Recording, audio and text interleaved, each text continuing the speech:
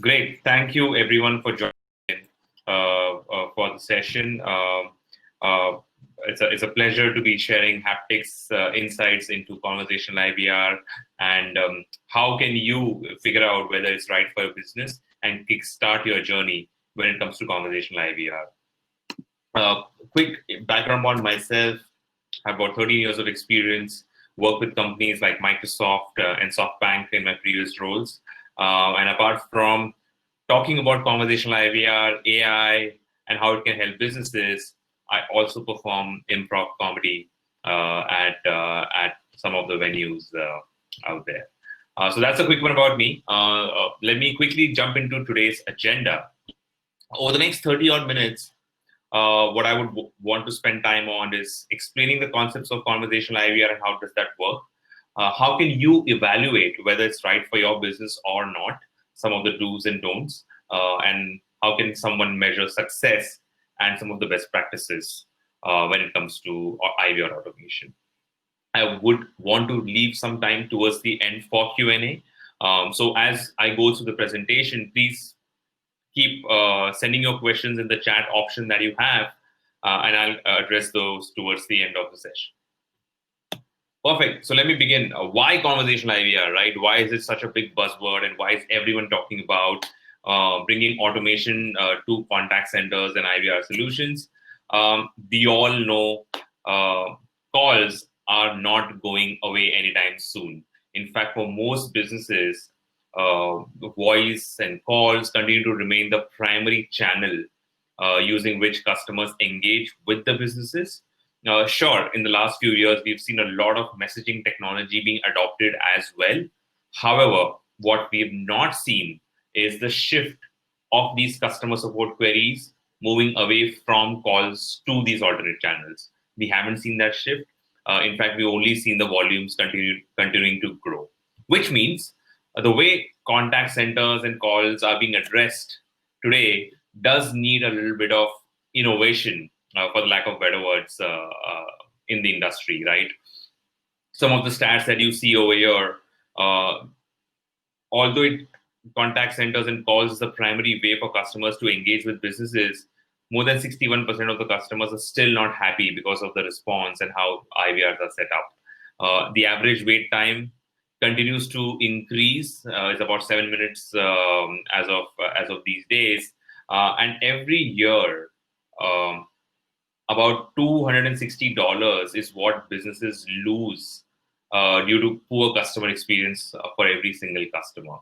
These are some really powerful stats that were published by Vonage recently, and that's where we've shared some of these stats. Which means, yes, there is a need for and the way contact centers operate, it has to go through a bit of innovation. And in a nutshell, why conversational IVR? First up, it provides a great interactive experience for the user.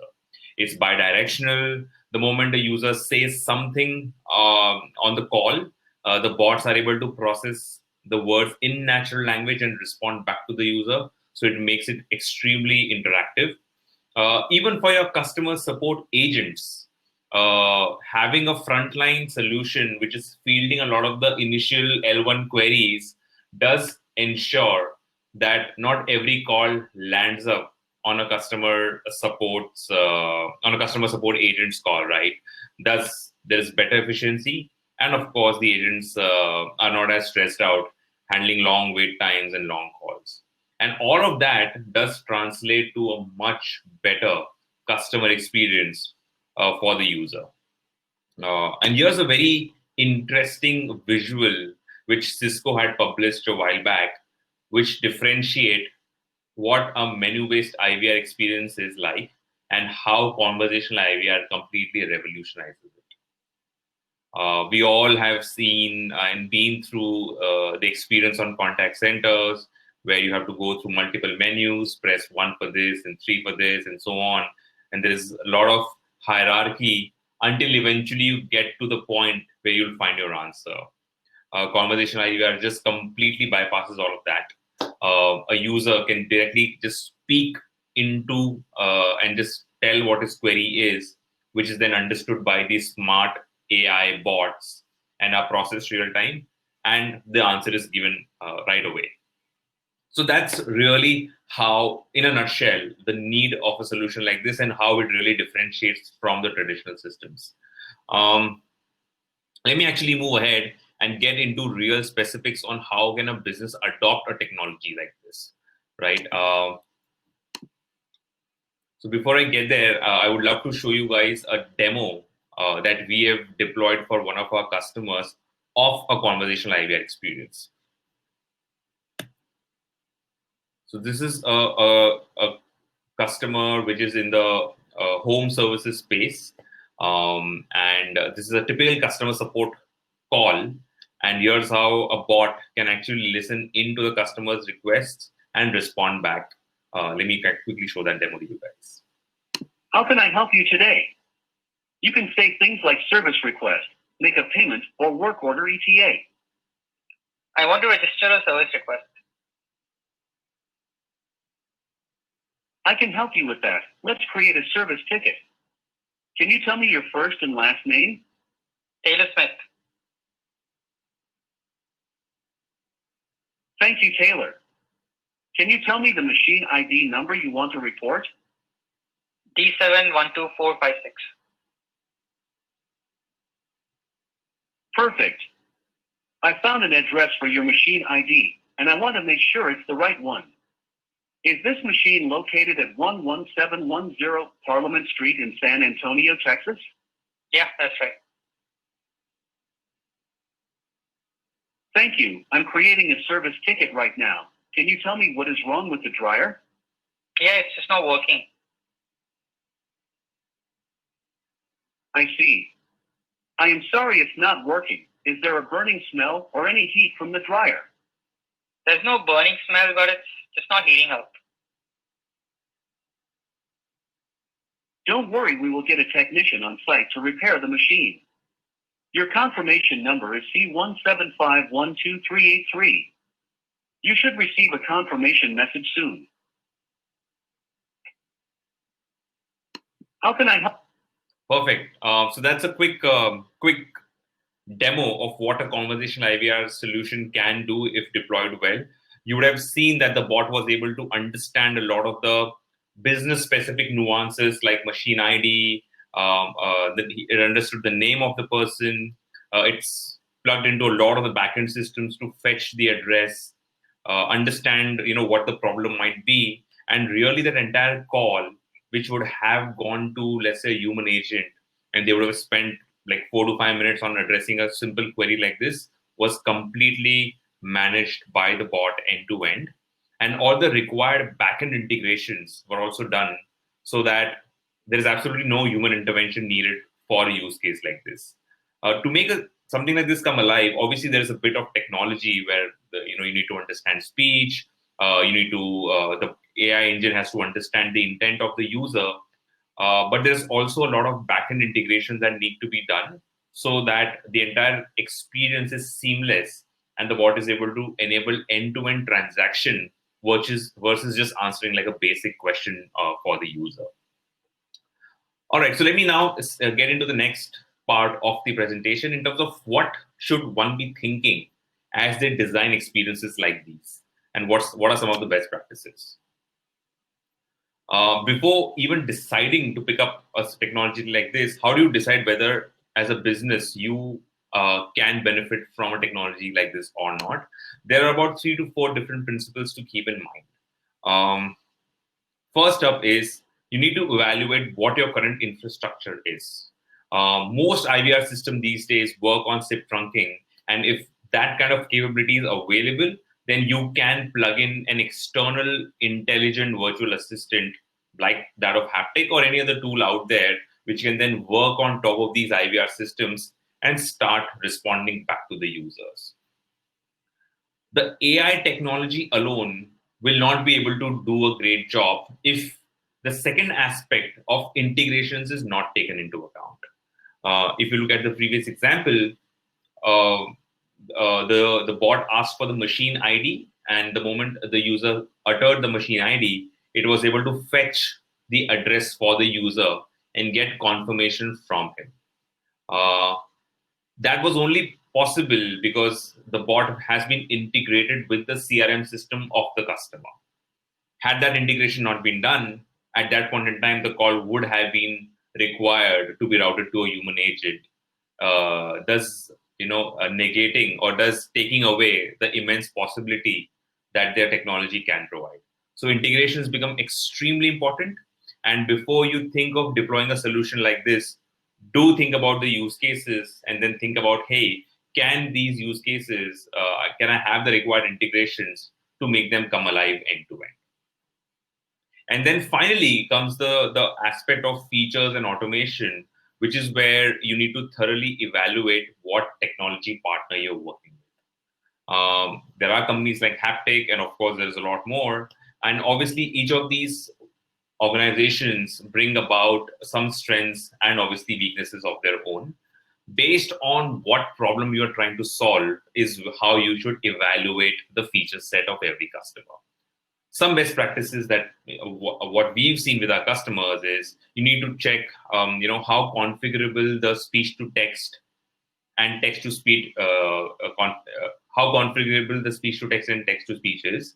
So when I say, hey, my machine ID is ABC5678, you need to be able to configure that my machine ID can be alphanumeric, and the bot should be smart enough to understand that kind of an input. If let's say, if your use case requires, all right, which city are you calling from? The bot should be smart enough to understand if someone says NYC, that actually means New York, and the bot should not break at that point in time. So there is a little bit of smartness and intelligence that you would expect from a bot vendor. The other aspect you would also think about is how much domain intelligence does your technology provider have? Let's say if you're working with an insurance segment, and if a customer comes and says, hey, I want to change my plan, you need the AI intelligence to come back and say, all right, let me help you change your policy. The bot should not break at that point in time and not respond back with something which, it confuses the user. So all of these aspects become extremely important that you should be thinking about if you were to deploy a solution like this. To reiterate, think about what your current infrastructure is and can you integrate that with external tools. Think about all the other tools that you need to be integrating with to make the experience come alive.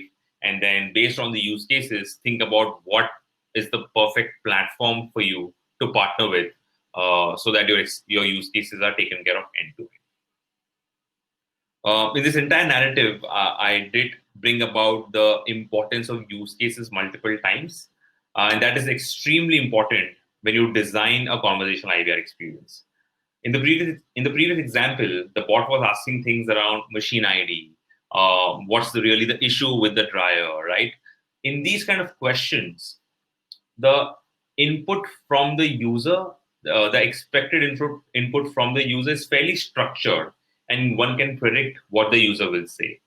So machine ID will be fairly standard in terms of the input.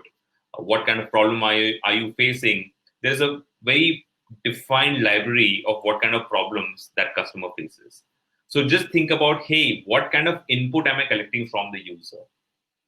If let's say, if you need to collect the entire address of a particular user, that might be a very complicated problem to solve because addresses can be long. It might have a lot of words or nouns, which speech to text engine might not be able to recognize. So as you think of designing the experience, think about the use case and think about what kind of information I'm collecting. Apply conversational IVR only to those use cases where the entire conversation is structured and the input that is going to come from the user is also fairly structured and expected in terms of what the user might utter. So those are the two things that I really consider before, thinking about, hey, what kind of use cases can I apply this for? And then finally, the technology is only as good as the amount of data it has. So yes, with time, the bots will get smarter and they'll be able to address a lot more use cases. But for the user to provide for a great customer experience, you always need to think about how the handover to the human agent work. Especially in a contact center environment where the user is used to speaking to human agents when calling the number, do think about a fallback scenario and how the right routing will work in case the bot is not able to understand something that the user has said. So keep these three core principles in mind as you start thinking about how should you really design the entire conversational ideas experience. Finally, once the experience is up and running, how should one measure success? Is this working? Is this not working? Did the technology solve the problem, or did it end up creating a lot more problems than not having the technology in the first place? There are a few very simple metrics which we have seen customers use effectively, and some of them are right now on your screen. The first and foremost being the wait time. Has this technology reduced the wait time that my customers typically used to face? This is an absolute low-hanging fruit. The moment you have a bot answering these calls, you can scale that infinitely. And obviously, there's no longer, for the use cases that you have built the bot for, they no longer need to wait and they can just connect to the bot. And the good part about a highly trained bot is that it can manage multiple calls simultaneously at the same time. So that's one core metric. Although you would have routed the calls to the bot, you should also measure CSAT on whether the bot actually solved the user's problem or not. Obviously, platforms like Haptik do give you analytics on, hey, was the query resolved or not resolved, but nothing better than the good old CSAT that you can collect from the user right after the call is done. So honestly, these two are the most common metrics we've seen businesses use. The third more important metric is when you start evaluating return on investment is containment. Has the bot really contained the calls that came to it and it didn't go to the human agent?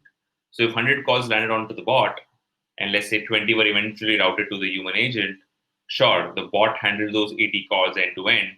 But if the user is calling back within, let's say, the next 2 hours, then obviously the bot would have not done a great job of answering the queries. So containment is also a very important metric brands are beginning to measure, especially when it comes to measuring the return on investment for a technology like this. And then finally, you can also quickly measure the cost per call. Because bots can scale infinitely, they can handle multiple calls. We've seen cost savings as high as the bots addressing the calls at 1/8 the cost of what a human agent would cost. So these are some core metrics that you should be thinking about as you deploy these solutions. And I think we're just running out of time. There are about 5 minutes left. So I thought I'll quickly wrap that session by talking about some best practices that you should be thinking about when it comes to conversational IVR for your business. First up is just simplify. Just try and think of use cases which simplify the user's journey. You would have configured your IVRs with certain tree structures in place, press 1 for 2, 2 for this, and so on. But just think, if you have a powerful technology like this, where the user can just utter anything and get to the point, how can you just redefine the entire customer journey? So think of that. Think of task completion versus just providing information as you think about these journeys. The second important point is personalize. When the user calls, there's obviously a lot of information that you can already extract by doing very smart CRM integrations. So bring that to your conversational IVR solution as well.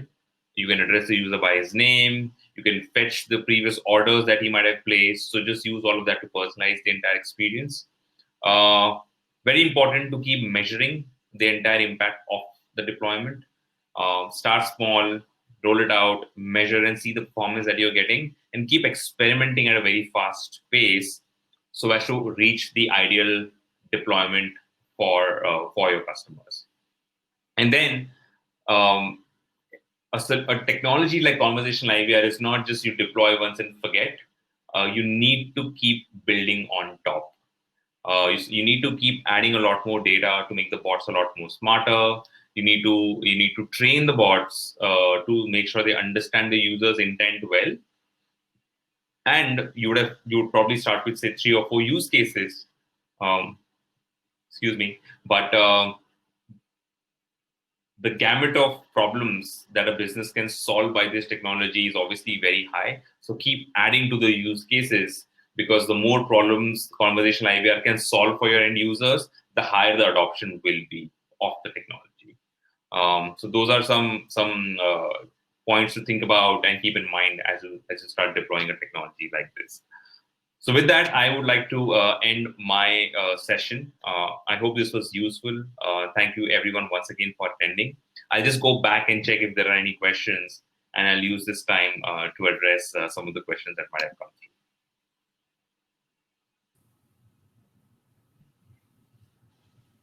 Yeah, thank you, Kartik. Yeah, and if everyone can see over to the right-hand side of your screen, you've got a Q&A, so please feel free to type in any questions over there.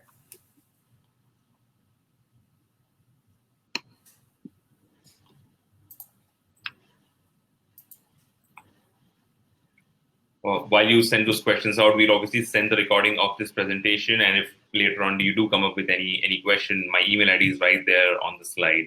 It's kartik.poddar@haptik.ai. So happy to answer any questions later on as well over email. Yes, the recording should be available very soon, so I'll send that out. And, like he said, I'll include that email as well. Oh, here we go. Can you read the, I'm not sure if you can see those. Kartik? Yeah, I can see that. What is the biggest challenge you see companies make when implementing IVR? Great question. So I think this is something which companies undermine, where they say, oh, this is a great technology. All right, we need something like this. Let's get going. But when they start implementing is when they realize, hey, our CRMs cannot integrate. Or, hey, we just don't have the APIs to fetch information in real time when a customer asks for something like this. So think of your use cases and also think about what are the possible touch points within your backend systems which are required to make that use case come alive. Unfortunately, a lot of times the business buyers and the tech implementation teams do not talk, which means a lot of this discovery happens very late in the implementation cycle. And that is one really big challenge we've seen very often. So the way to avoid it is get everyone involved, right? From the contact center team to the technology team and the business stakeholders involved upfront, so that everyone is aware of the implementation and all dependencies are identified early on.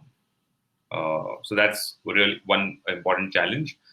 One other challenge which we were seeing initially was the compatibility of existing telephony systems with conversational IVR solutions and bots. Increasingly, a lot of these popular telephony systems are now very much integratable. So that is not a big challenge anymore. But if you're using something which is like very old and it's not been upgraded for a long time, you might run into that challenge. Perfect. Any language limitations for different consumer languages in the market? Yes. The languages, pronunciations, dialects, all of these play an extremely critical role when it comes to the accuracy and how the experience might be. Haptik right now does only English, but there are a few companies which are beginning to start and deploy Spanish, French, as well as on conversational IVR. To give you a background, the way the technology works is, first up, there is a speech-to-text engine which is running.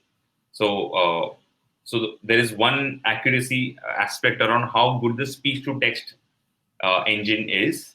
And then there are a lot of companies which use translation layers, which convert Spanish or the French input back into English for bots to consume and respond back.